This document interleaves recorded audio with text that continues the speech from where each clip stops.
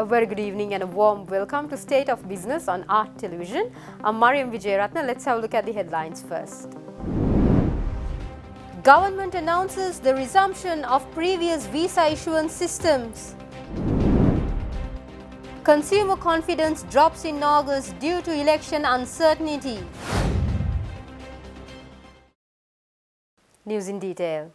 The government announced the resumption of visa issuance under the previous system effective from midnight yesterday. This move comes after numerous complaints regarding the visa processing difficulties under VFS Global, a service provider that had been facilitating visa applications. Minister of Public Security Vijitha Herath stated that the decision was made following a court ruling and intervention by the Ministry of Public Security. He emphasized that the previous visa system will now be reintroduced, allowing foreigners to apply for visas online with processing times expected to be within 24 hours, which should significantly ease the process for tourists and business visitors. The minister highlighted that the VFS global system had caused substantial issues for incoming travelers and that in response a forensic audit has been launched to investigate irregularities associated with the provider. Legal action will be pursued against any identified discrepancies. With this change, foreigners, particularly those in the business and investment sectors, will benefit from streamlined visa access, enabling smoother entry to Sri Lanka.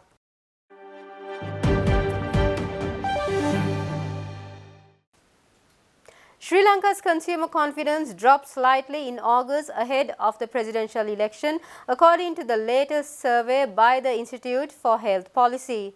The survey revealed that all three major indices of consumer confidence remained at pessimistic levels and saw marginal declines compared to the previous month. The findings of the report were discussed with experts representing election observation organizations. The Index of Consumer Sentiment, which measures public views on personal economic status and the national economy, fell by 3 points to 30. Meanwhile, the Index of Consumer Expectations, tracking further perceptions, dropped 4 points to 31, and the Index of Current Conditions, reflecting present economic conditions, slid by 3 points to 28.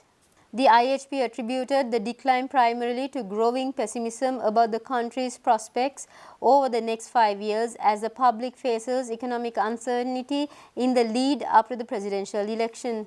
All indices fall within a 0 to 100 scale, with values below 50 indicating net pessimism. The estimates are based on 19,233 interviews conducted between October 2021 and September 2024, including 1,150 interviews from August 2024. These insights come from the Slots platform, which tracks public opinion and well-being, providing critical data to understand the national mood.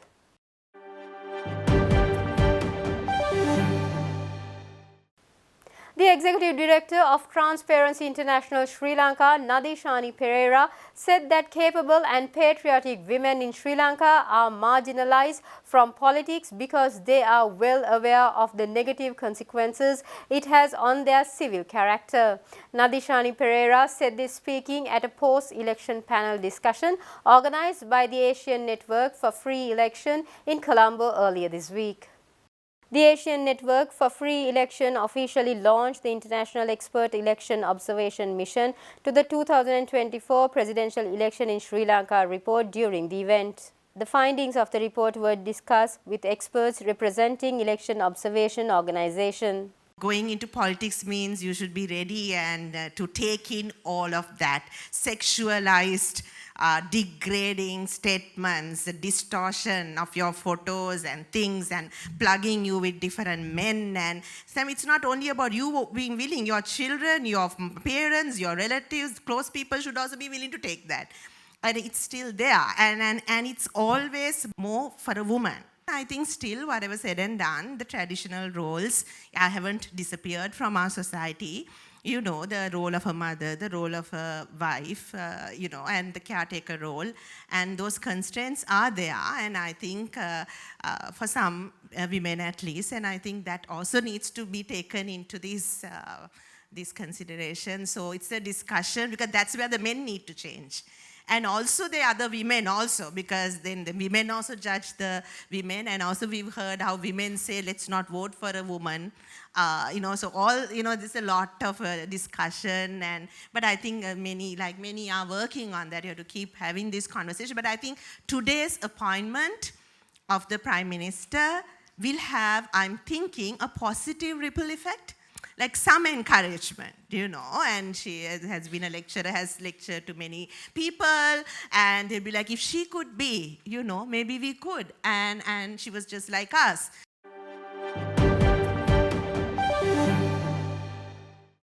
Stay tuned, we'll be right back after this short commercial break.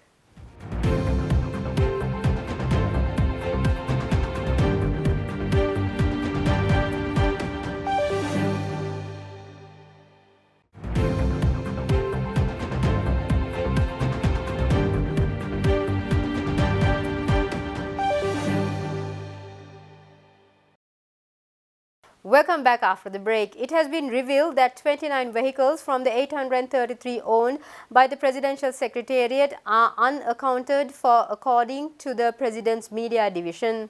In response, President Anurakumara Dissanayaka has instructed the Criminal Investigation Department to launch an investigation into the matter to determine how the vehicles went missing. Additionally, President Dissanayaka has ordered that luxury vehicles used by previous governments to be reallocated for essential public services, ensuring they are used for the benefit of the public rather than for personal or non-essential use. At a media briefing held at Galface, President's private secretary Ananda Vijaypala expressed disappointment and concern over the misuse of government vehicles. Ananda Vijaypala emphasized the need for accountability and better management of state resources. President's private secretary Ananda Vijaypala said that the 107 vehicles which have been parked in 3 locations will not be auctioned. Instead, they will be used for essential services in the public sector. Speaking to media, he said these vehicles had been given by the previous government by creating various positions merely for the purpose of giving perks to their cronies. මේ වාහන සම්බන්ධයෙන් තියෙන ඉන්වෙන්ටරිය පිළිබඳ පරීක්ෂා කරලා දැනටමත් ඒ පිළිබඳව සැලසුමක් සකස් කරගෙන යනවා. මේ වාහන ඊටාම ඵලදායී කාර්යක්ෂම විදියට අත්‍යවශ්‍ය සේවාවන් සඳහා ලබා දෙන්න. විශේෂයෙන් ගිලන් රථ සඳහා වාහන නැහැ. අධ්‍යාපන ක්ෂේත්‍රයේ නිලධාරීන්ට අධ්‍යාපන ප්‍රවර්ධනය සඳහා වාහන නැහැ. අපේ පොලිස් නිලධාරීන් මහාමග දුක් විඳින වාහන නැතුව ඒ සඳහා වාහන නැහැ. ඉතින් එවැනි තත්ත්වයක් තුල ඒ ජනතාව දුකටපත් වෙලා තියෙන තත්ත්වය වළක්වමින් මේ තියෙන වාහන ප්‍රමාණය අපි වහාම ඒ අංශවලට බෙදා හරින්න තීන්දුව කරලා තියෙනවා. ගරු ජනාධිපතිතුමා උපදෙස් දීලා තියෙනවා මේ පිළිබඳව ඉදිරි දින දෙක තුනකට කඩිනම් ක්‍රියාමාර්ගගෙන මේ රටේ අර මං කියපු ස්ථාන වලට මේ වාහන ටික වෙන් කරලා දෙන්න. සමහර උපදේශක මහතුන්ට වාහන පිළිබඳව නීත්‍යානුකූල අයිතියක් ඇති භාවිතා කරන්න ඒ පිළිබඳව ගැටලුවක් නැහැ. නමුත් ගැටලුව වෙලා තියෙන්නේ මහජනයා පීඩාකාරී ජීවිතයක් ගත කරද්දී මේ වාහන මේ පිරිසට අමතරව තව මේ වාහන ලැයිස්තු අධ්‍යයනය කරපුවාම වාහන 107ක් විතර පිටත ගාල් කරලා තියෙනවා. මේ ලැයිස්තු අධ්‍යයනය කරපුවාම තමන්ට හිතවත් නැත්තම් තමන්ගේ දේශපාලන පක්ෂේ ප්‍රවර්ධනය කිරීම සඳහා ඕනෑම කෙනෙකුට තනතුරක් හදලා අධ්‍යාපනය පිළිබඳව බඳවා ගැනීම පරිපාටිය පිළිබඳ කිසිදු සැලකිලිමක් නැතුව ඔවුන්ගේ බලය යොදාගෙන ඔවුන් වාහන බෙදා ගත් ආකාරයක් තමයි මෙහින් ප්‍රදර්ශනය වෙන්නේ.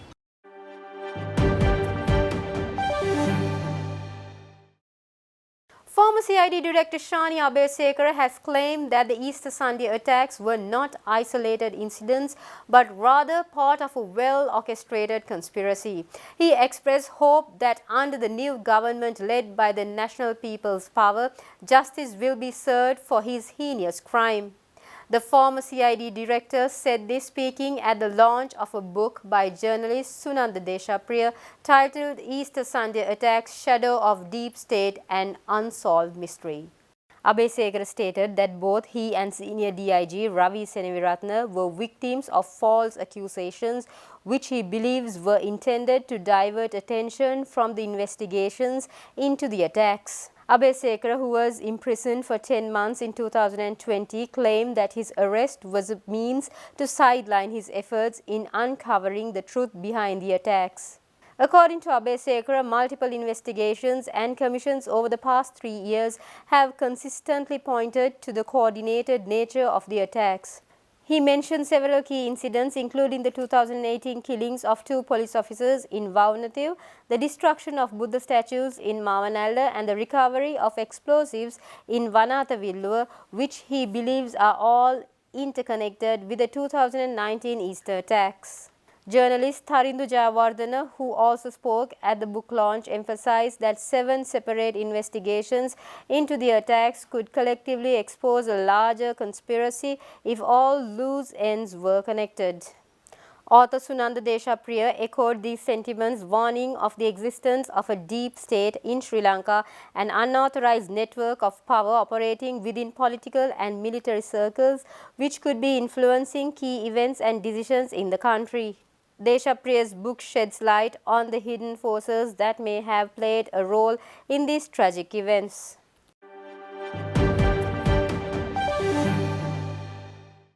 Stay tuned, we'll be right back with the stock updates.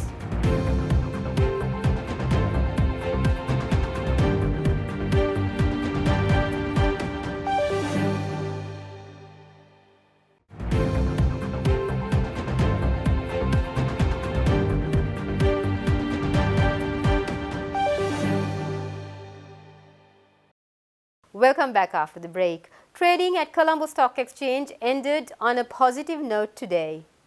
The all-share price index gained by 102.01 points to close at 11,773.88, and the S&P SL 20 gained by 25.61 points to close at 3,409.90. The turnover was 2.9 billion rupees and over 126 million shares were traded. Up next are Forex rates.